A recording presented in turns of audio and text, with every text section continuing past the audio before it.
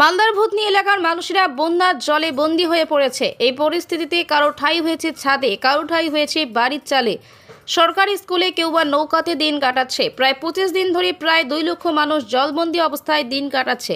এই অবস্থায় মালদা জেলা থেকে বিভিন্ন স্বেচ্ছাসেবী সংগঠন ভূতনি এলাকায় বিভিন্ন ত্রাণ সামগ্রিক নিয়ে হাজির হচ্ছে। এদিন সকালে এক স্বেচ্ছাসেবী সংগঠন পরিবর্তন নামে এক সদস্যরা প্রায় 1000 জন মানুষের জন্য খাবার নিয়ে ছুটে যায় ভূতনি বন্যা কবলিত এলাকার মানুষের পাশে। তারা চাল, ডাল, তেল, আলু, পেঁয়াজ, মুড়ি, বিস্কুট, পাউরুটির জল সহ বিভিন্ন ধরনের খাবার, ঔষধ ও স্যানিটারি ন্যাপকিন সহ বিভিন্ন সামগ্রিক নিয়ে অসহায় মানুষের পাশে দাঁড়ায়। পরিবর্তন সংস্থার সদস্যরা জানান, ভূতনি এলাকার বাসিন্দা বন্যা কবলিত এলাকায় জলবন্দী হয়ে সমস্যার মুখে ভুগছেন সাধারণ মানুষ।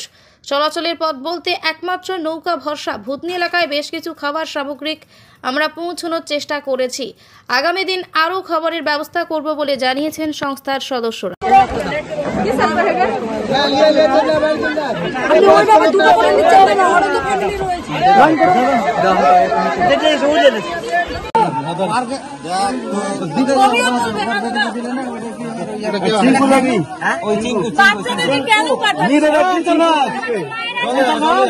পারবে করতে ধরে এক ঘন্টা নালে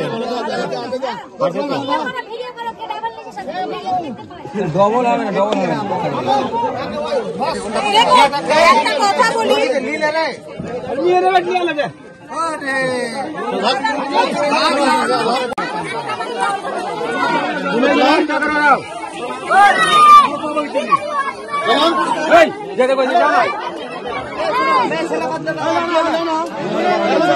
লাইন ধরে করো, লাইন ধরে করো না রে না সব লাইনে খারাপ হয়ে যাবে। হ্যালো দাদা, আমি বলছি না, তুমি ডবল দিও না, লোকগুলো পরিবারে বা ওই পরিবারকে দেখবেন। হ্যাঁ একটা লাইন শেষ করা আগে মেয়েটা শেষ করো। আরে এটা চলো না, কি হচ্ছে আর 80 রুপয়ে কোনটা চলো 80 রুপয়ে বাড়ি দিতে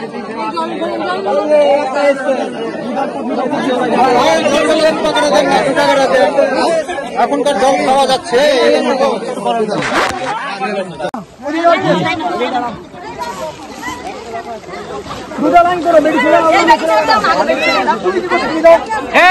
দুজন না, একজন একজন বাড়ির একজন একজন একজন একজন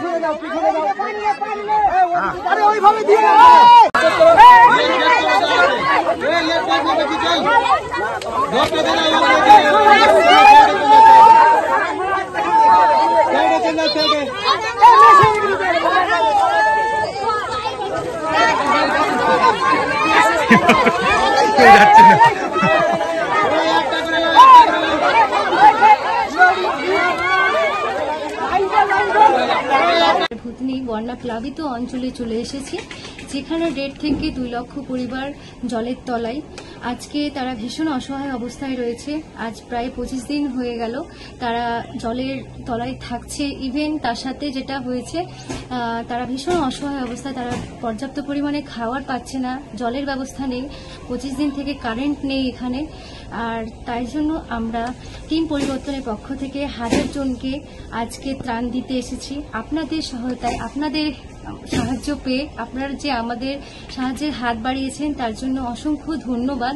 আমরা তাদেরকে ভালোভাবে পৌঁছে দিতে পেরেছি, তাই আপনাদের কাছে অনেক অনেক থ্যাংক ইউ। আমরা থ্যাঙ্কফুল।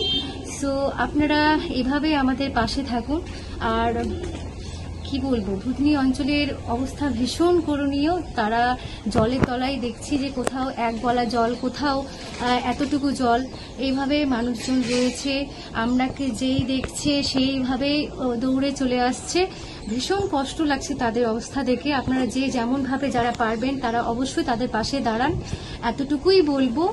আর আপনাদেরকে তাদের অবস্থা দেখে আসুন। তার সাথে নৌকার কোনো ঠিকঠাক ব্যবস্থা নেই, আর তার সাথে ভাড়া প্রচুর বেশি।